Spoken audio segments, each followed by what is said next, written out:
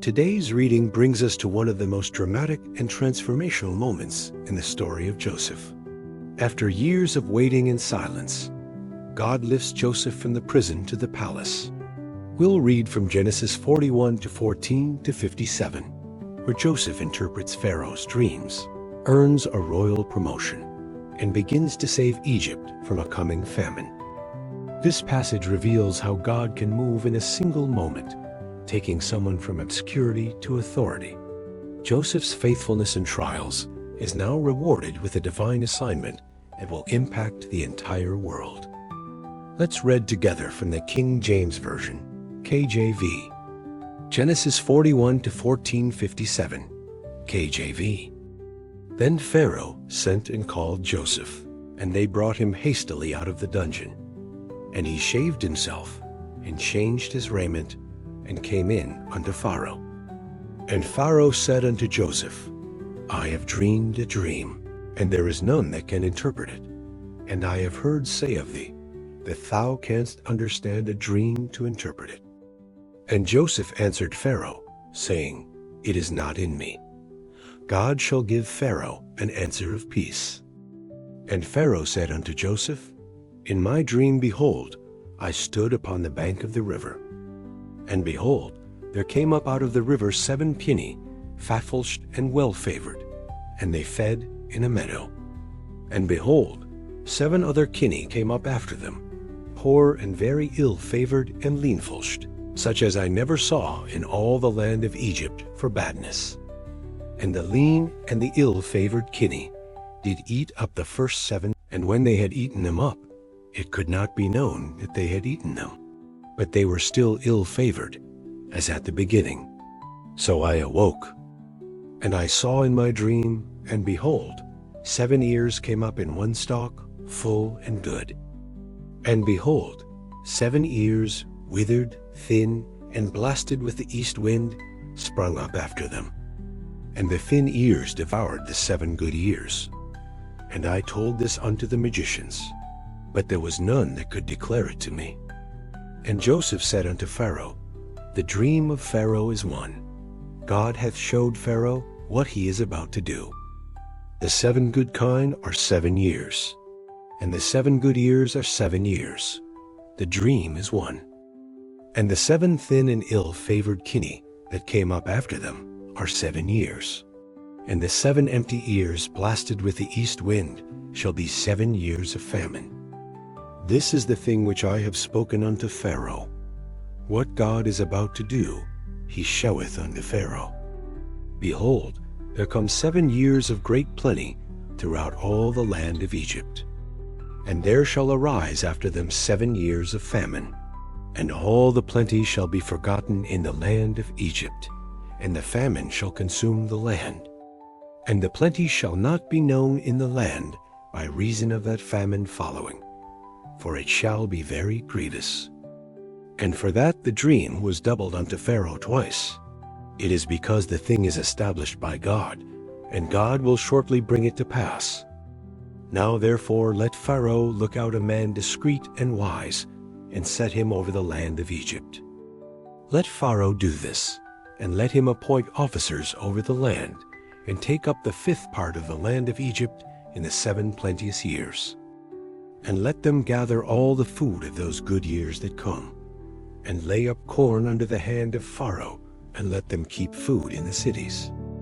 And that food shall be for store to the land against the 7 years of famine, which shall be in the land of Egypt, that the land perish not through the famine. And the thing was good in the eyes of Pharaoh, and in the eyes of all his servants. And Pharaoh said unto his servants, Can we find such a one as this is, a man in whom the Spirit of God is? And Pharaoh said unto Joseph, Forasmuch as God hath showed thee all this, there is none so discreet and wise as thou art. Thou shalt be over my house, and according unto thy word shall all my people be ruled. Only in the throne will I be greater than thou. And Pharaoh said unto Joseph, See, I have set thee over all the land of Egypt.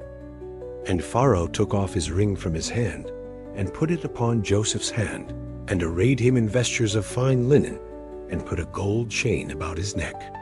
And he made him to ride in the second chariot which he had. And they cried before him, Bow the knee. And he made him ruler over all the land of Egypt. And Pharaoh said unto Joseph, I am Pharaoh, and without thee shall no man lift up his hand or foot in all the land of Egypt. And Pharaoh called Joseph's name Zaphnath-Paaneah, and he gave him to wife Asenath, the daughter of Potiphar, priest of On. And Joseph went out over all the land of Egypt. And Joseph was 30 years old when he stood before Pharaoh king of Egypt. And Joseph went out from the presence of Pharaoh, and went throughout all the land of Egypt. And in the 7 plenteous years the earth brought forth by handfuls. And he gathered up all the food of the 7 years which were in the land of Egypt, and laid up the food in the cities. The food of the field, which was round about every city, laid he up in the same. And Joseph gathered corn as the sand of the sea, very much, until he left numbering, for it was without number. And unto Joseph were born 2 sons before the years of famine came, which Asenath the daughter of Potiphar priest of On bare unto him. And Joseph called the name of the firstborn Manasseh, for God, said he, hath made me forget all my toil, and all my father's house. And the name of the second called he Ephraim, for God hath caused me to be fruitful in the land of my affliction. And the 7 years of plenteousness that was in the land of Egypt were ended. And the 7 years of dearth began to come, according as Joseph had said, and the dearth was in all lands. But in all the land of Egypt there was bread. And when all the land of Egypt was famished, the people cried to Pharaoh for bread. And Pharaoh said unto all the Egyptians, Go unto Joseph, what he saith to you do. And the famine was over all the face of the earth. And Joseph opened all the storehouses, and sold unto the Egyptians. And the famine waxed sore in the land of Egypt. And all countries came into Egypt to Joseph for to buy corn, because that the famine was so sore in all lands.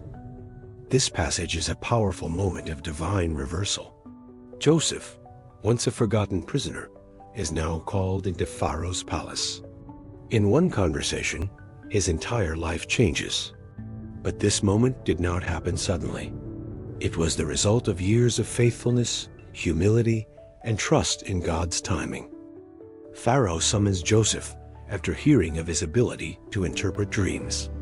Joseph stands before the most powerful man in Egypt and immediately gives credit to God. He says, It is not in me. God shall give Pharaoh an answer of peace. This reveals Joseph's heart. Even after suffering injustice, he has not grown bitter or proud. He still honors God first. Pharaoh describes his troubling dreams. 7 healthy cows are devoured by 7 sickly ones. 7 full ears of corn are swallowed by 7 thin ones. None of Egypt's wise men can interpret the dreams. But Joseph does not hesitate. He explains that the dreams are one message from God. 7 years of abundance are coming, followed by 7 years of severe famine. He also tells Pharaoh the dream was repeated to confirm that it is established by God and will happen soon. Then Joseph goes further. He advises Pharaoh to appoint a wise and discerning man to manage resources during the years of plenty. Pharaoh, impressed by Joseph's wisdom and integrity, declares that there is no one more qualified. He places Joseph in charge of all Egypt, second only to the throne. Joseph is given royal clothing, Pharaoh's ring, a gold chain, a chariot, and a new name. He is also given Asenath as a wife, and she bears him 2 sons before the famine comes. Joseph names them Manasseh, meaning, God has made me forget all my toil, and Ephraim, meaning, God has made me fruitful in the land of my affliction. These names show how Joseph sees God's faithfulness through both pain and promise. When the famine arrives, Joseph is ready. Egypt has food while the rest of the world suffers. People from many nations come to Joseph for help. The very one who was once sold as a slave is now a source of life for others. This passage teaches us that God can elevate you at the exact right time, but the process often involves seasons of waiting, testing, and refining. Joseph did not rush his promotion. He walked in integrity, served faithfully, and waited for God to open the door. And when it opened, he was ready. God does not forget his promises. He prepares you so that when the moment comes, you are strong enough to carry it. Thank you for joining us for this incredible part of Joseph's journey. From prison to palace, from forgotten to favored, Joseph's rise reminds us that God never wastes our waiting. Every moment of pain, every test of character, every quiet act of faith was shaping Joseph for this divine assignment. And when the moment came, Joseph gave God the glory and served with wisdom, humility, and strength. If this message encouraged you, we invite you to subscribe to our YouTube channel for more deep Bible studies, powerful prayers, and uplifting teachings. Don't forget to turn on notifications so you can walk with us through every chapter of God's Word. If you are in a season of preparation, uncertainty, or delay, leave us a comment or send us a message. We would be honored to pray for you and your family. All Bible verses used in this video are quoted from the King James Version, KJV, which is in the public domain and freely available for use. Our commentary, explanations, and additional content provided are original and intended for educational, inspirational, and devotional purposes. Please note, all interpretations, explanations, and commentary reflect exclusively our channel's perspective. You may feel hidden, but you are not forgotten. God is preparing you for a purpose greater than you can imagine. Today's reading brings us to one of the most surprising chapters in Genesis. While the story of Joseph just began, Scripture pauses to tell us about Judah, one of Joseph's brothers, and a deeply personal, flawed, and unexpected moment in his life. We'll read from Genesis 38 to 1 to 39 to 23, which includes Judah's scandal and then returns to Joseph's test of character in Egypt. These verses contrast failure and faithfulness, temptation and integrity, showing us that even when people fall, God continues his redemptive work, and when people stand firm, he honors them. Let's read now from the King James Version, KJV. Genesis 38 to 1 to 39 to 23, KJV. And it came to pass at that time that Judah went down from his brethren and turned in to a certain Adullamite, whose name was Hira. And Judah saw there a daughter of a certain Canaanite, whose name was Shua. And he took her and went in unto her. And she conceived and bare a son. And he called his name And she conceived again and bare a son. And she called his name Onan. And she yet again conceived and bare a son, and called his name Shelah. And he was at Shezib when she bare him. And Judah took a wife for his firstborn, whose name was Tamar. And Judah's firstborn, was wicked in the sight of the Lord, and the Lord slew him. And Judah said unto Onan, Go in unto thy brother's wife, and marry her, and raise up seed to thy brother. And Onan knew that the seed should not be his. And it came to pass, when he went in unto his brother's wife, that he spilled it on the ground, lest that he should give seed to his brother. And the thing which he did displeased the Lord, wherefore he slew him also. Then said Judah to Tamar his daughter-in-law, Remain a widow at thy father's house, till Shelah my son be grown. For he said, Lest peradventure he die also, as his brethren did. And Tamar went and dwelt in her father's house. And in process of time, the daughter of Shua Judah's wife died. And Judah was comforted, and went up unto his sheep-shearers to Timnath, he and his friend Hira the Adullamite. And it was told Tamar, saying, Behold, thy father-in-law goeth up to Timnath to shear his sheep. And she put her widow's garments off from her, and covered her with a veil, and wrapped herself, and sat in an open place, which is by the way to Timnath. For she saw that Shelah was grown, and she was not given unto him. When Judah saw her, he thought her to be an harlot, because she had covered her face. And he turned unto her by the way, and said, Go to, I pray thee, let me come in unto thee. For he knew not that she was his daughter-in-law. And she said, What wilt thou give me, that thou mayest come in unto me? And he said, I will send thee a kid from the flock. And she said, Wilt thou give me a pledge till thou send it? And he said, What pledge shall I give thee? And she said, Thy signet and thy bracelets, and thy staff that is in thine hand. And he gave it her, and came in unto her, and she conceived by him. And she arose, and went away, and laid by her veil from her, and put on the garments of her widowhood. And Judah sent the kid by the hand of his friend the Adullamite, to receive his pledge from the woman's hand, but he found her not.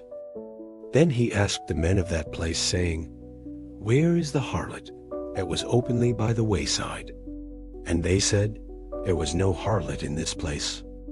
And he returned to Judah, and said, I cannot find her. And also the men of the place said, that there was no harlot in this place. And Judah said, Let her take it to her, lest we be shamed. Behold, I sent this kid, and thou hast not found her.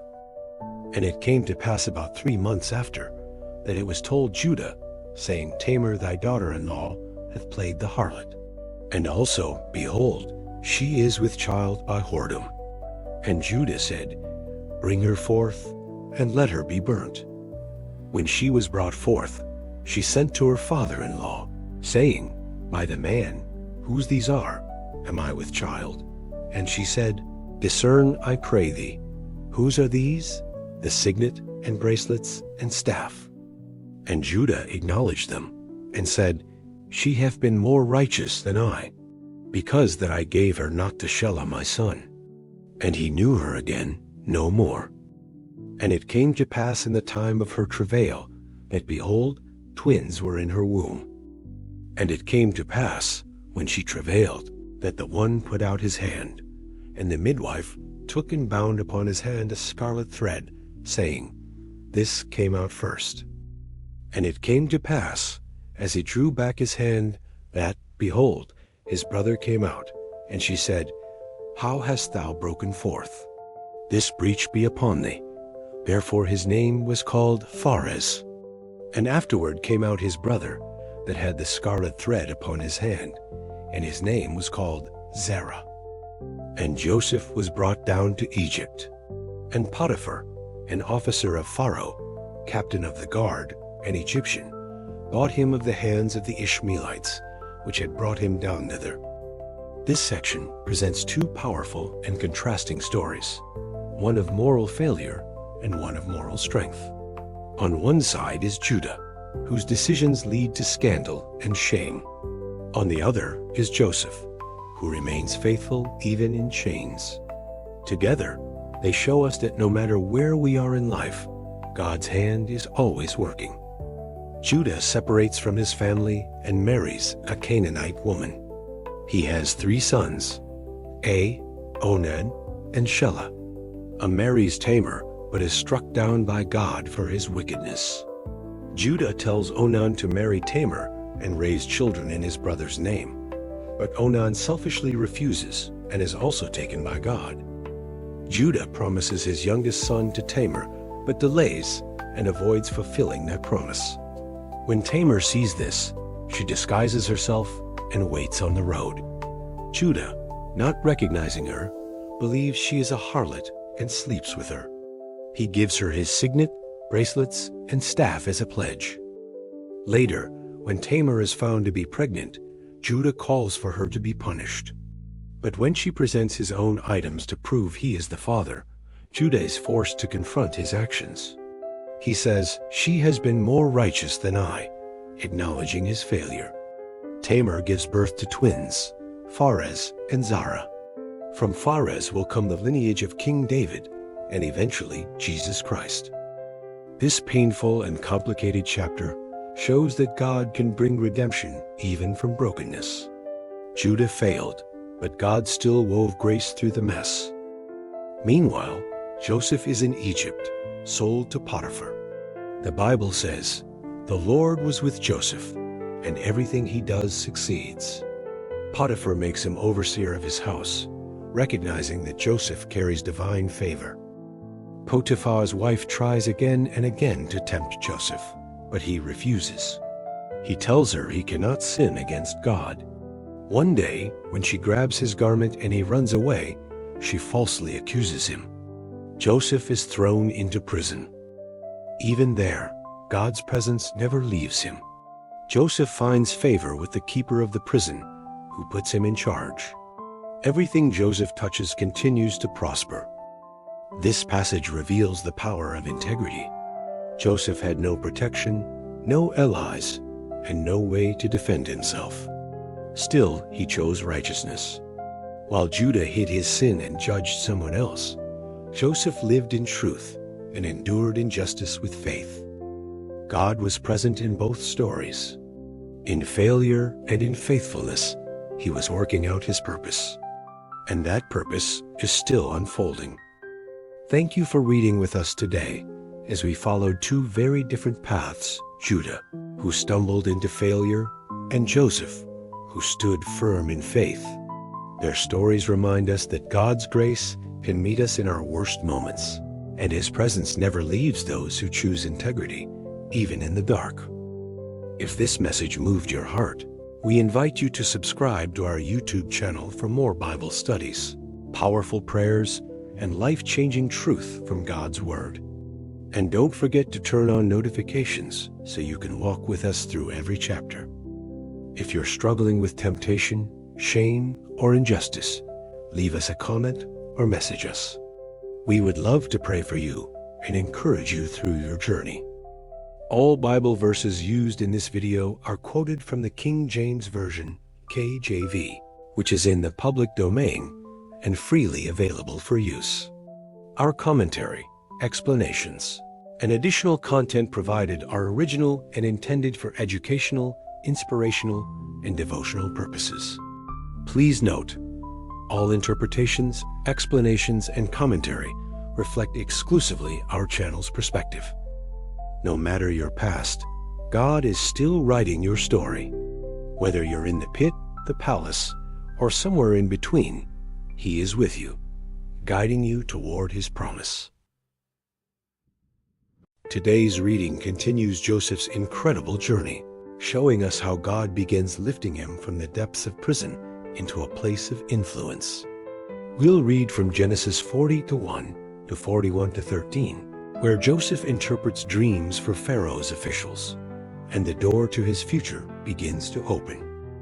This section reveals how faithfulness in small places prepares us for greater purpose, and how even in waiting, God never forgets his promises. Let's read together from the King James Version, KJV. Genesis 40:1 to 41 minutes and 13 seconds, KJV. And it came to pass after these things, that the butler of the king of Egypt and his baker had offended their lord, the king of Egypt. And Pharaoh was wroth against two of his officers, against the chief of the butlers, and against the chief of the bakers. And he put them in ward in the house of the captain of the guard into the prison, the place where Joseph was bound. And the captain of the guard charged Joseph with them, and he served them. And they continued a season in ward. And they dreamed a dream, both of them, each man his dream in one night, each man according to the interpretation of his dream, the butler and the baker of the king of Egypt, which were bound in the prison. And Joseph came in unto them in the morning, and looked upon them, and behold, they were sad. And he asked Pharaoh's officers that were with him in the ward of his lord's house, saying, Wherefore look ye so sadly today?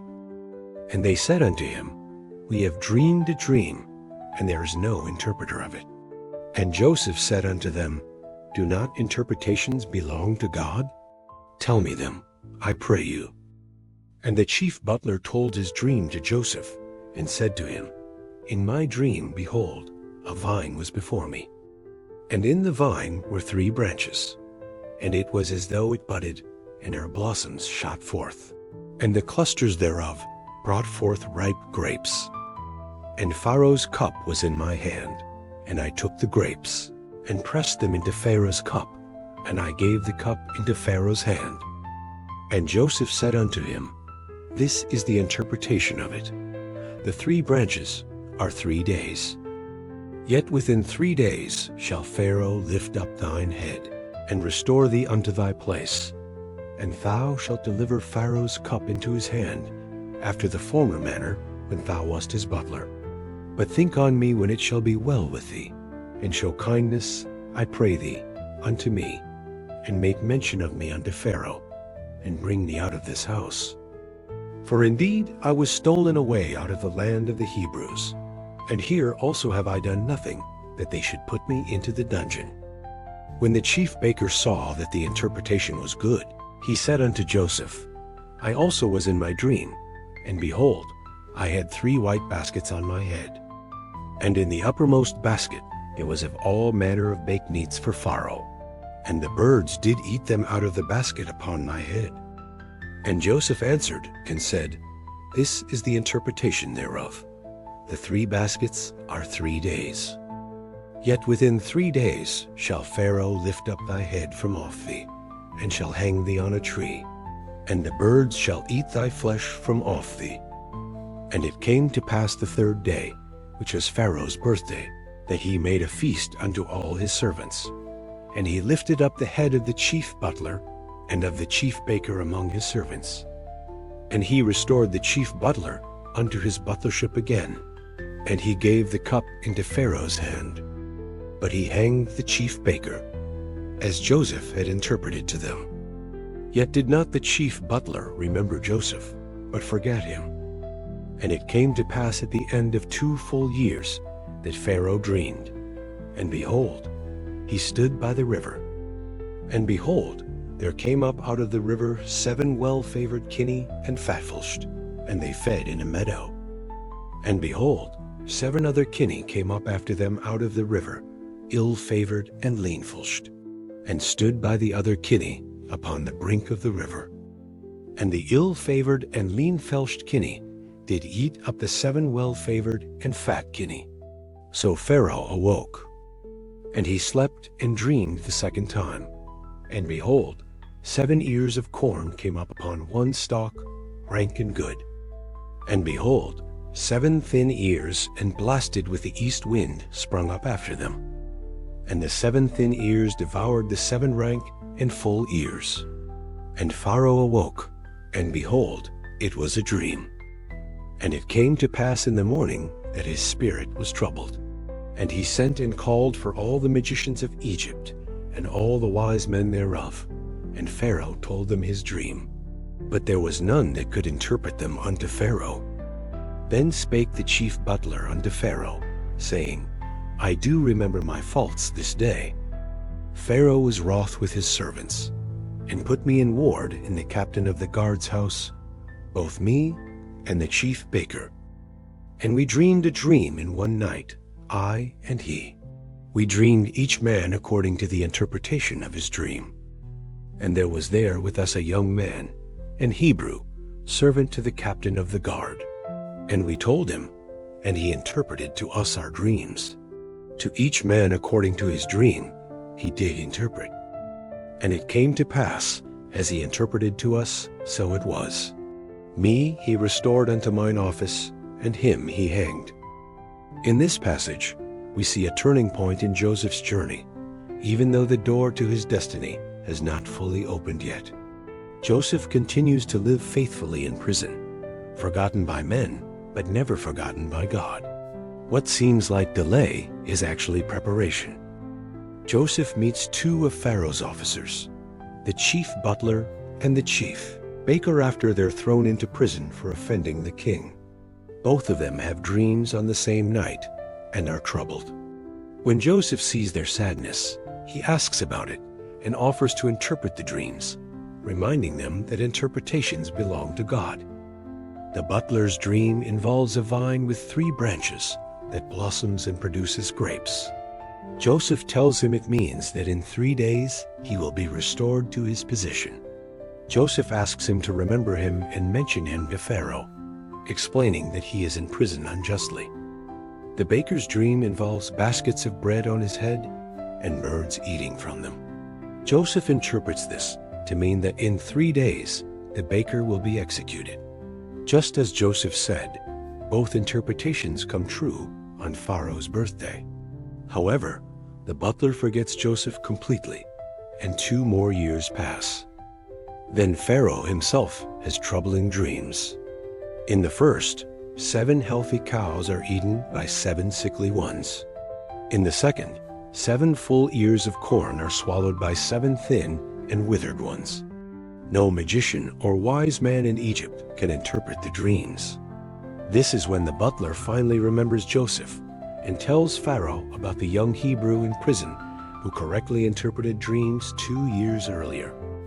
These moments show us that Joseph remained consistent in character, even when he had every reason to give up. He used his gift in a place of confinement. He honored God with his wisdom. Though he was forgotten by people, God remembered him and positioned him exactly where he needed to be for what was coming next. This chapter teaches us that even in delay and disappointment, God is working. Our job is not to rush the outcome, but to stay faithful in the present. Joseph's breakthrough began with small, quiet acts of obedience. Your breakthrough might too. Thank you for joining us in this powerful reading from the life of Joseph.